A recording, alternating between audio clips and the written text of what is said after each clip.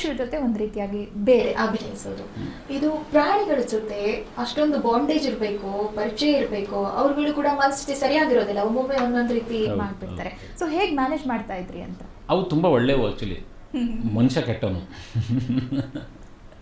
So ಹಾಗಾಗಿ ಅವ್ರ ಜೊತೆ ಮಾಡಿರೋದೇ ಖುಷಿ ನನಗಷ್ಟೇ. ಬಟ್ ನಾನು ಶೂಟಿಂಗ್ ಮಾಡೋಕ್ಕಿಂತ ಮುಂಚೆ ಒಂದು ತಿಂಗಳು ಡೈಲಿ 1 hour ಗುಂಡನ್ನು ಅಂದರೆ ಸಿಂಬನ್ನ ಕರ್ಕೊಂಬಂದು ನನ್ನ ಜೊತೆ ಮಾತಾಡ್ಸ್ಕೊಂಡು ಹೋಗ್ತಾಯಿದ್ರು. ನನ್ನ ಜೊತೆ ಅಲ್ಲ, ಆತ ನಿಮ್ಮ ಜೊತೆನೂ ಅಷ್ಟೇ ಪ್ರೀತಿಯಿಂದ ಇದ್ಬಿಡ್ತಾನೆ. ಅಂದರೆ ಯಾರಿಗೂ ಅವ್ರು ಹೇಳ್ದಲೇ ಯಾರ ಮೇಲೆ ಕೂಗಾಡಲ್ಲ. ಏನು ಅಲ್ಲೇನೋ ಹೇಳಿರ್ತಲ್ಲ, ಅದು ಮುಗೀತಾ ಅವ್ರು ಕರೆದ್ರೆ ಅಲ್ಲಿ ಯಾರ ಹತ್ರಕ್ಕೆ ಹೋಗಲ್ಲ, ಅವ್ರ ಓನರ್ ಹತ್ರನೇ ಹೋಗ್ಬಿಟ್ಟು ನಿಂತ್ಕೊಳ್ಳೋದು, ಅವ್ರೇನು ಹೇಳ್ತಾರೋ ಕೇಳೋದು ಅಷ್ಟೇ. ಮದುವೆ ನಂತರದ ಜೀವನದ ಬಗ್ಗೆ ಹೇಳೋದಾದರೆ, ಮದುವೆ ಅಂತ ಬಂದಾಗ ಮೊದಲು ಮಡದಿ, ಆಮೇಲೆ ಮಕ್ಕಳು. ಸೊ ಮಡದಿ ವಿಷಯದಲ್ಲಿ ಹೇಳಬೇಕು ಅಂತಂದರೆ ನಾನು ತುಂಬ ದೊಡ್ಡ ಅದೃಷ್ಟವಂತ ಅಂತ ಹೇಳೋಕ್ಕೆ ಇಷ್ಟಪಡ್ತೀನಿ. ಯಾರೋ ಫ್ರೆಂಡ್ಸ್ಗಳು ಕೇಳಿದಾಗ ಹೇಳ್ತೀನಪ್ಪ, ನನಗೆ ಸಿಕ್ಕಿರೋಂಥ ಹೆಂಡತಿ ಥರನೇ ಇರೋ ಕ್ಯಾರೆಕ್ಟರ್ಗಳು ನಿಮಗೂ ಹೆಂಡತಿಯಾಗಿ ಸಿಗಲಪ್ಪ ಮದುವೆ ಆಗ್ದಿರೋರಿಗೆ ಅನ್ನೋ ಥರ ಕೇಳ್ಕೊತೀನಿ. ಅಂದರೆ ಅಷ್ಟು ಸಪೋರ್ಟಿವ್ ಆಗಿ ನನಗೆ ನಿಂತು, ಯಾಕಂದರೆ ಮದುವೆ ಆದಮೇಲೂ ನಾನು ಸಂಬಳ ಇಲ್ಲದೆ ಜೀವನ ಮಾಡಿದ್ದೀನಿ ಒಂದೊಂದು 6 ತಿಂಗಳು. ನಾನು ನನ್ನ ಹೆಂಡ್ತಿನ ಕರ್ಕೊಂಬಂದಿದ್ದು ಬೆಂಗಳೂರಿಗೆ. ಅಂದರೆ ಆ ಮಗು ಆದಮೇಲೆ ಆ್ಯಕ್ಚುಲಿ ಬಂದಿದ್ದು. ಅದಕ್ಕಿಂತ ಮುಂಚೆ ಬಂದಾಗಲೂ ಅಷ್ಟೇ ತುಂಬ ಕಷ್ಟ ಜೀವನಗಳನ್ನ ಅನುಭವಿಸಿದ್ವಿ. ನಾನು ಅವಾಗ್ಲೂ ನನಗೆ ತುಂಬ ಸಪೋರ್ಟಿವ್ ಆಗಿದ್ದು, ಇವಾಗ್ಲೂ ಅಷ್ಟೇ. ಬಟ್ ದುಡ್ಡಿಲ್ಲದೆ ಇರೋ ಕಷ್ಟದ ಪರಿಸ್ಥಿತಿಯಲ್ಲೂ ಸಹ ಅವಳ ಪ್ಯಾಕೆಟ್ ಮನಿನಲ್ಲಿ ಮನೆಗೆ ರೇಷನ್ ತಂದು ಮನೆ ನಡೆಸ್ಕೊಂಡು ಹೋಗಿರೋಂಥ ನಿದರ್ಶನ ಇದೆ. ಆಮೇಲೆ ಮೊದಲನೇ ಮಗ ವಂಶಿಕ್ ಗೌಡ ಅಂತ. ಸೊ ಅವನು ಹುಟ್ಟಿದ 6 ತಿಂಗಳಾದಮೇಲೆ ಕಾಮಿಡಿ ಕಿಲಾಡಿಗಳು ಹಾಗೆ ಸೆಲೆಕ್ಟ್ ಆಗಿದ್ದು ನಾನು. ಈಗ 2ನೇ ಕೂಸು 6 ತಿಂಗಳು, ಆರಾಮಾಗಿದ್ದೀವಿ, ಪುಟ್ಟ ಸಂಸಾರ ಚೆನ್ನಾಗಿದೆ. ಓಕೆ, ಸಪೋರ್ಟಿವ್ ಆಗಿರುವಂಥ ಹೆಂಡತಿ, ಮುದ್ದಾಗಿರುವಂಥ ಮಗು, ಅದೃಷ್ಟ ತಂದಿರೋ ಮಗು ಅಂತ ಹೇಳ್ಬೋದು. ಇವರೆಲ್ಲರೂ ಕೂಡ ಎಲ್ಲೋ ಒಂದು ಕಡೆ ನಿಮ್ಮ ಅಣ್ಣನ ಸ್ಥಾನನ ತುಂಬ್ತಿದ್ದಾರೆ ಅನಿಸ್ತಿದೆಯಾ? ನನ್ನ ಅಣ್ಣ ಅಂತಂದರೆ ಅದೇ ದೊಡ್ಡ ಮಗನೇ ನನಗೆ ಅಣ್ಣ ಅಂತ ಹೇಳೋಕ್ಕೆ ಇಷ್ಟಪಡ್ತೀನಿ. ಯಾಕಂದರೆ ನನ್ನ ಹೆಂಡತಿ ಗರ್ಭಿಣಿ ಅಂತ ಗೊತ್ತಾಗ್ದಾಗಲೇ ನಿನ್ನೆ ನಾನು ಮತ್ತು ನಮ್ಮ ವೆಡ್ಡಿಂಗ್ ಆ್ಯನಿವರ್ಸರಿ ದಿನವೇ ಆ್ಯಕ್ಚುಲಿ ಚೆಕ್ ಮಾಡಿಸೋಣ ಅಂತ ನನ್ನ ವೈಫ್ ಹೇಳಿದರು. ಅದು ಓಕೆ, ಕರ್ಕೊಂಡೋಗಿ ಚೆಕಪ್ ಎಲ್ಲ ಆಯಿತು. ಹೌದು ಪ್ರೆಗ್ನೆಂಟ್ ಅಂತ ಗೊತ್ತಾಯಿತು. ನಮಗೆ ತುಂಬ ಖುಷಿಪಟ್ವಿ ನಾನು ಅವಳು. ಆದರೆ ಅದನ್ನು ಚೆಕ್ ಮಾಡಿಸೋಕ್ಕೆ ಮುಂಚೆ ಅವತ್ತು ನಮ್ಮ ವೆಡ್ಡಿಂಗ್ ಆ್ಯನಿವರ್ಸರಿ ದಿನ ನಮ್ಮ ಅಣ್ಣನ ಫೋಟೋಕ್ಕೆ ಪೂಜೆ ಮಾಡ್ತಿದ್ವಿ. ನಾನು ನನ್ನ ಹೆಂಡತಿ ಇಬ್ಬರು ಪೂಜೆ ಮಾಡ್ತಿದ್ವಿ. ಅದೊಂಥರ ನನಗಿನ್ನೂ ಆಶ್ಚರ್ಯ, ಹೆಂಗೆ ಸಾಧ್ಯ ಅನ್ನೋ ಥರ. ಫೋಟೋ ಈ ಥರ ಇದೆ, ಅಣ್ಣನ ಫೋಟೋ, ಅದ್ರ ಮುಂದೆಗಡೆ ಈ ಥರ ಒಂದು ಪಟ್ಟಿ ಇದೆ. ಆ ಪಟ್ಟಿ ಮೇಲೆ ದೀಪಗಳು ಇದ್ದಾವೆ. ಅಲ್ಲಿ ಹೂವು ಇಟ್ಟಿದ್ದೀವಿ, ಮುಡಿಸಿಲ್ಲ ಏನಿಲ್ಲ, ಅಲ್ಲಿಟ್ಟಿರೋ ಹೂವು. ನಾನು ಹೆಂಡತಿ ಪೂಜೆ ಮಾಡಿ ತಲೆ ಬಗ್ಗಿಸಿದಾಗ ಹೂವು ಬಿತ್ತು ಅವಳ ತಲೆ ಮೇಲೆ. ಅಣ್ಣನ ಫೋಟೋ ಮುಂದೆಗಡೆ ಇಟ್ಟಿದ್ದು ಹೂವು, ಸಿಕ್ಸಿದ್ದಲ್ಲ, ಎಲ್ಲೂ ಇದು ಮಾಡಿರೋದಲ್ಲ. ಅದ್ರ ಮುಂದೆ ಈ ಥರ ಹಿಂಗೆ ಇಟ್ಟಿರೋದು ಅದ್ರ ಮೇಲ್ಗಡೆ. ಈಗ ತುದಿಲಿ ಸಿಗಿಸ್ಬಿಟ್ಟಿದ್ರೆ ಅದೇನೋ ಮಿಸ್ ಆಗಿ ದಾರ ಕಳ್ಸ್ಕೊಂಡು ಬೀಳ್ತಂದು. ಇನ್ನೂ ನಾನು ಹೆಂಡತಿ ಪರ್ಸಲ ಆ ಹೂವು ಇದೆ ಆಲ್ರೆಡಿ, ಅಂದರೆ ಬಾಡೋಗಿ ಎಲ್ಲ ಅಂಟ್ಕೊಂಡು ಅದೇ ಥರ ಇತ್ತು.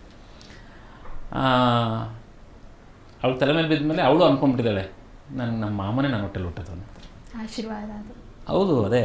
ಆಮೇಲೆ ಬಂದು ಚೆಕಪ್ ಮಾಡಿಸ್ದಾಗ ಅಂದರೆ ಎಷ್ಟು ಇದಾಗಿದ್ವಿ ಅಂದರೆ, ನಮ್ಮ ಅಣ್ಣನೇ ನನ್ನ ಹೆಂಡತಿ ಹೊಟ್ಟೆಲಿ ಹುಡ್ತಾನೆ ಅಂತ ನಾನೆಷ್ಟು ಖುಷಿಯಾಗಿದ್ದೆ ಅಂತಂದರೆ, ತಾಯಿ ಕಾರ್ಡ್ ಮಾಡಿಸ್ಬೇಕಲ್ಲ, ತಾಯಿ ಕಾರ್ಡ್ ಮಾಡಿಸ್ಬೇಕಾದ್ರೆ ಮೈಸೂರಲ್ಲಿ ಮಾಡಿಸಿದ್ವಿ ನಾವು.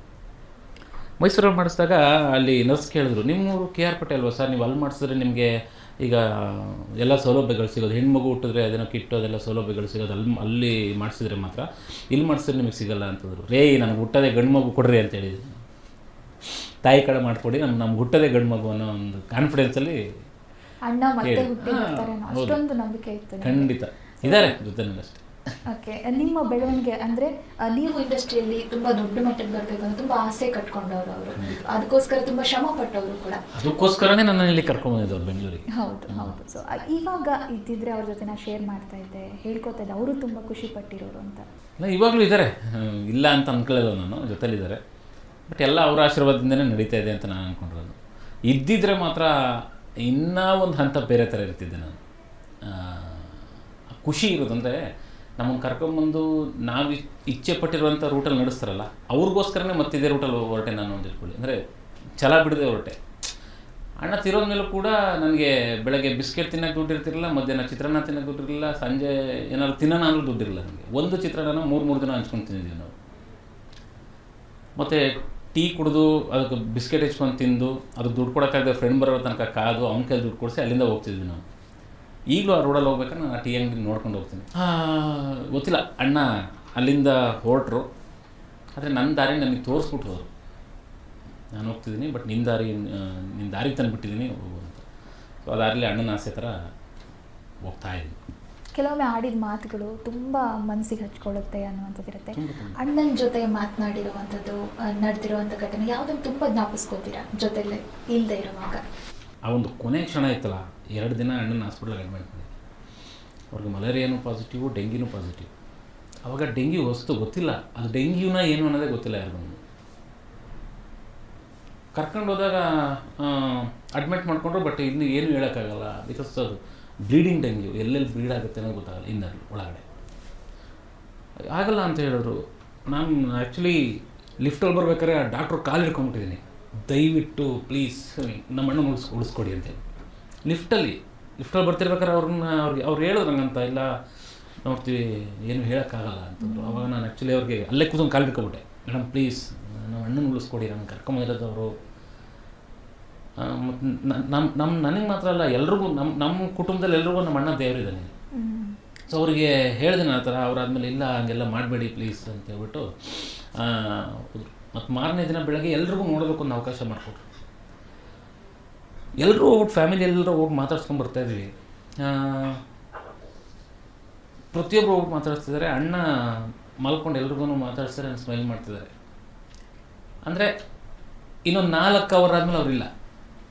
ಅದಕ್ಕೆ ಮುಂಚೆ ಎಲ್ಲರೂ ಮಾತಾಡ್ಸ್ಕೊಂಬಂದರು. ನಾನು ಹೋದಾಗ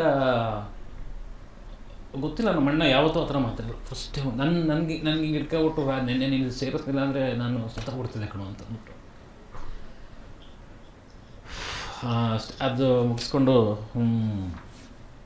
ಹೊರಗಡೆ ಬಂದರೆ ಸಂಜೆ 4 ಗಂಟೆಗೆ ಇಲ್ಲ ತೀರಾ ಪ್ರಾಬ್ಲಮ್ ಆಗ್ತಿದೆ. ಮತ್ತು ನಾನೇ ಎಲ್ಲ ಮೆಡಿಸಿನ್ ತರಬೇಕು. 2 ದಿನ ನಿದ್ದೆ ಮಾಡಿಲ್ಲ ನಾನು. ನಾನೇ ಹೋಗಬೇಕು, ಮೆಡಿಸಿನ್ ಏನಾದ್ರು ತರಬೇಕು, ಅಲ್ಲಿ ಕೊಡಬೇಕು ಡಾಕ್ಟ್ರುಗಳಿಗೆ, ಏನು ಕೇಳ್ತಾರೆ ಅದನ್ನು ICU ಕೊಟ್ಬಿಟ್ಟು ಬರಬೇಕು. ಮತ್ತು ICUನಲ್ಲಿ ಒಂದು ರೌಂಡ್ಗೆ ಒಂದು ಸ್ವಲ್ಪ ಗ್ಯಾಪ್ ಇರುತ್ತೆ, ಎಲ್ಲ ಕಡೆ ಹೊಚ್ಚಾಗಿರುತ್ತೆ, ಬಟ್ ಒಂದು ಹತ್ರ ಮಾತ್ರ ಆ ಗ್ಯಾಪ್ ಇರುತ್ತೆ. ಆ ಗ್ಯಾಪಲ್ಲಿ ಅನ್ಎಕ್ಸ್ಪೆಕ್ಟೆಡ್ ಒಂದ್ಸಲ ನೋಡಿದೆ. ನಮ್ಮ ಅಣ್ಣನ ಮೇಲೆ ಒಬ್ಬ ಅಂದರೆ ಬ್ರದರ್ ಅಂತ ಹೇಳ್ತೀವಿ, ಅವರು ಅಮುಕ್ತಿದ್ದಾರೆ ಇದೇನ ಅಣ್ಣನ. ನಾನು ಅಲ್ಲೇ ಕುತ್ಕೊಂಡ್ಬಿಟ್ಟೆ ಸುಮ್ಮನೆ. ಯಾರೂ ಇಲ್ಲ ಜೊತೆಯಲ್ಲಿ, ನನ್ನ ಜೊತೆಯಲ್ಲಿ ಒಬ್ಬನಿದ್ದೀವಿ ಹಾಸ್ಪಿಟಲ್. ನಾನು ಅಂದರೆ ನನಗಂಗಲ್ಲ ಅನ್ನಿಸ್ತು, ಯಾಕೆ ನನ್ನ ಫೀಲಿಂಗ್ಸ್ ಯಾರಿಗೂ ಅರ್ಥ ಆಗ್ತಾ ಇಲ್ವಾ? ಬರ್ತಾರೆ, ದುಡ್ಡು ಕೊಡ್ತಾವ್ರೆ ಕೈಗೆ, ಅಂದರೆ ಮೆಡಿಸಿನ್ಗೆ ಏನೇನಾಗುತ್ತೆ ಅದನ್ನೆಲ್ಲ ನೋಡಪ್ಪ ನಾವು ದುಡ್ಡು ಕೊಡ್ತೀವಿ ಅಂತ. ದುಡ್ಡಿಂದ ಓಕೆ, ಬಟ್ ನನ್ನನ್ನು ಯಾರಾದರೂ ಕೇಳ್ರೋ, ನನ್ನನ್ನು ಯಾರು ಕೇಳಿ ನಿನ್ಗೆ ಏನಾಗ್ತದೆ, ನಿನ್ಗೆ ಯಾವ ಥರ ನೋವಾಗ್ತದೆ ಕೇಳಿ ಯಾರಾದ್ರೂ. ಕಣ್ಣೀರು ಒರ್ಸೋಕೆ ಯಾರು ಕೇಳಿದ್ರು? ನನಗೆ ಕಣ್ಣೀರು ಒರೆಸೋದು ಬೇಡ, ಅಟ್ಲೀಸ್ಟ್ ಪಕ್ಕದಲ್ಲಿ ನಿಂತ್ಕೊಂಡು ಏನಾಗ್ತದೆ, ಏನು ಹೇಳಿದ್ರು ಡಾಕ್ಟ್ರು, ನೀನು ಸ್ವಲ್ಪ ಆರಾಮಾಗಿರು, ಟೆನ್ಷನ್ ಮಾಡ್ಕೊಂಬೇಡ. ನಗ್ತಾ ಇರೋ ಮುಖದ ಹಿಂದೆ ಇಷ್ಟೊಂದು ನೋವುಗಳಿರುತ್ತೆ. ಬಹುಶಃ ನೋವಿನ ಮೇಲೆ ನೋವು ತಿಂದು ಇವತ್ತು ನಗ್ಸೋದು ಕಲ್ತಿದ್ದೀರಾ ಅಂತ ಇವಾಗ ಗೊತ್ತಾಗ್ತಿದೆ ನನಗೆ. ಅಂದರೆ ಅದು ಹೇಳ್ತಾರಲ್ಲ, ದೊಡ್ಡವರೆಲ್ಲ ಹೇಳೋರು ಮಾತ್ರ ಸತ್ಯನೇ ಅಲ್ವಾ? ಅಷ್ಟೊಂದು ಹುಳಿಯೇಟ್ ಬಿದ್ಮೇಲೆ ಏನೋ ಮೂರ್ತಿ ಆಗೋದು.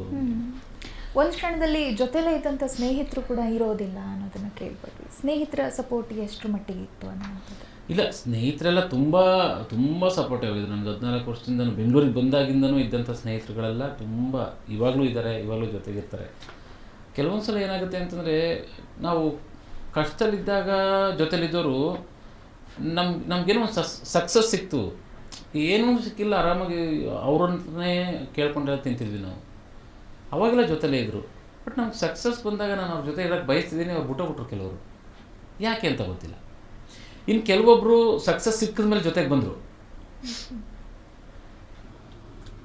ಸದ್ಯ ನಾನು ಇನ್ನೂ ಹಿಂಗೆ ಇದ್ದೀನಿ, ಅದೇ ವ್ಯಕ್ತಿತ್ವ ಉಳಿಸ್ಕೊಂಡಿದ್ದೀನಿ. ಬಟ್ ಜೊತೆಗೆ ಬಂದವ್ರು ಏನು ಮಾಡಿದ್ರು ಅಂದರೆ, ಅವರ ಭಾಳ ಒಳ್ಳೆತನ ಅಂತ ಹೇಳ್ತಾರಲ್ಲ, ಅದನ್ನೆಲ್ಲ ತೋರಿಸ್ಬಿಟ್ಟು ಹೋಗ್ಬಿಟ್ರು. ಬೇಡ ದಯವಿಟ್ಟು ಹೋಗ್ಬಿಡಿ, ನಾನು ಬದುಕೊತೀನಿ, ಹೆಂಗೋ ಬದುಕೊತೀನಿ, ಹೋಗ್ರಪ್ಪ ನೀವು. ನಾನು ತುಂಬ ಜನಕ್ಕೆ ಅದೇ ಹೇಳೋಕ್ಕೆ ಇಷ್ಟಪಡೋದು, ನೋಡಿ ನೀವು ಅಲ್ಲಿ ತನಕ ನಿಮಗೆ ಸಪೋರ್ಟ್ ಆಗಿರ್ತಾರೋ ಅವ್ರ ಜೊತೆ ಮಾತ್ರ ಇದೆ. ಇಲ್ಲ ನಿಮ್ಮಿಂದ ಏನೋ ಬರ್ತಾರೆ, ನಿಮಗೆ ಗೊತ್ತಾಗಲ್ಲ. ನಿಮ್ಗೆ ಸಕ್ಸಸ್ ಸಿಕ್ಕಿದ ಮೇಲೆ ನಿಮ್ಮಿಂದ ಏನೋ ಬಯಸ್ಕೊಂಡೇ ಬರ್ತಾರೆ. ಅದು ಅವ್ರಿಗೆ ಸಿಗಲಿಲ್ಲ ಅಂತಂದಾಗ್ಲೂ ನಿಮ್ಮ ಬಗ್ಗೆ ಒಂದು ಅವಹೇಳನಕಾರಿಯಾಗಿ ಇಲ್ಲೆಲ್ಲ ಹೊರಗಡೆ ಮಾತಾಡೋದು ಗೊತ್ತಾಗುತ್ತೆ. ಈಗ ನಾನು ತುಂಬ ನಂಬ್ತೀನಿ, ನಾನು ತುಂಬ ನಂಬ್ತೀನಿ. ಅದು ನಾನು ಹೆಂಡತಿ ಬೈಯೋದು ಅದೇ, ಕಮ್ಮಿ ಮಾಡ್ಕೊಳ್ಳಿ ಸ್ವಲ್ಪ, ಬೇಡ. ಯಾಕಂದರೆ ಅಷ್ಟು ನಂಬಿಕೆ ದ್ರೋಹನ ಅನುಭವಿಸ್ಬಿಟ್ಟಿದ್ದೀನಿ ನಾನು, ಅದಾಗಿದೆ ಲೈಫಲ್ಲಿ. ಈಗ ಅಂದರೆ ನೀವು ಗೆದ್ದ ಮೇಲೆ ಬರ್ತಾರಲ್ಲ, ಯಾರೇ ಆಗಿರ್ಬೋದು, ರಿಲೇಟಿವ್ಸ್ ಆಗಿರ್ಬೋದು, ಯಾರೇ ಆಗಿರ್ಬೋದು ಮೇಡಮ್. ರಿಲೇಟಿವ್ಸ್ಗಳು ಅಷ್ಟೇ, ಇವನು ನಮ್ಮ ಕೆಳಗಡೆ ಮನೆ ಇವ್ರ ಮಗ, ಇವನು ನಮ್ಮ ದೊಡ್ಡಪ್ಪನ ಮಗ, ಇವನು ನಮ್ಮ ಚಿಕ್ಕಪ್ಪನ ಮಗ. ನಾವಿಲ್ಲಿ ಆಯ್ಕೊಂಡು ತಿನ್ಬೇಕಾದ್ರೆ ಎಲ್ಲೋಗಿದ್ರಪ್ಪ ನೀವೆಲ್ಲ? ಯಾರೂ ಇಲ್ಲ ಆಗ. ಅವಾಗ ನಮ್ಮ ಅಪ್ಪ ಅಮ್ಮಂಗೆ ಬಂದ್ಬಿಟ್ಟು ಹೇಳಿರ್ತೀರಾ, ನಿನ್ನ ಮಗ ಕೈ ಬಿಟ್ಟು ಹೋದ ಬಿಡು, ಅವನ ಬಗ್ಗೆ ಯೋಚನೆ ಮಾಡ್ಬಿಡ, ನಿಮ್ಮ ಜೀವನ ನೀವು ನೋಡ್ಕೊಳ್ಳಿ ಅನ್ನೋ ಥರ ಹೇಳಿದ್ರಿ ಕೇಳಿಸ್ಕೊಂಡಿರ್ತೀವಲ್ವಾ.